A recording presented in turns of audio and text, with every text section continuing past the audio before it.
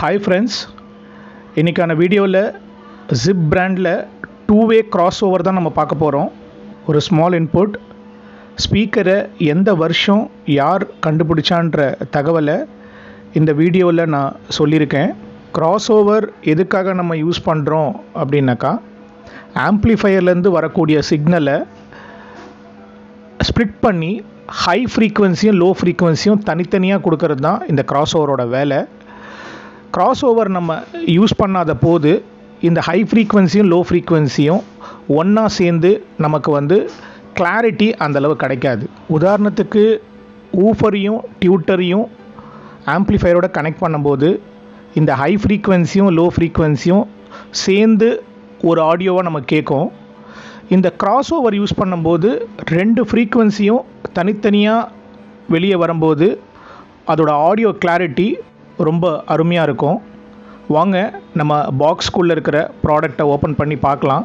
இதில் 2 மாடல் இருக்குது. 2-way 3-way cross over. 3-way cross over tower ஸ்பீக்கருக்கு யூஸ் பண்ணுவாங்க. ஊஃபர், மிட் ரேஞ்ச், டியூட்டர் அப்படின்னு சொல்லுவாங்க. இப்போ என்கிட்ட இருக்கிறது 2-way கிராஸ் ஓவர் தான். இந்த 2-way கிராஸ் ஓவர் ஒரு ஊஃபரையும் டியூட்டரையும் நம்ம கனெக்ட் பண்ணிக்கலாம்.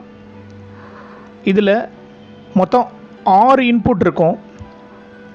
Plus minus for input, plus minus for tweeter, ஊஃபருக்கும் ப்ளஸ் மைனஸ் இருக்கும். நல்ல ஒரு பிசிபி குவாலிட்டி நல்லா கொடுத்துருக்காங்க. மேலே ஒரு கிளாஸ் ஃபினிஷும் கொடுத்துருக்குறாங்க. ஸ்பீக்கரை கண்டுபிடிச்ச வருஷம் 1925. எட்வர்ட் கெல்லாக், செஸ்டர் ரைஸ், இவங்க 2 பேர் தான் இந்த ஸ்பீக்கரை கண்டுபிடிச்சாங்க.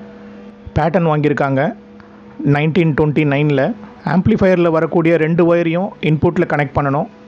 டியூட்டர் ஊஃபரோட 2 ஒயரையும் இந்த ப்ளஸ் மைனஸில் கனெக்ட் பண்ணிடணும்.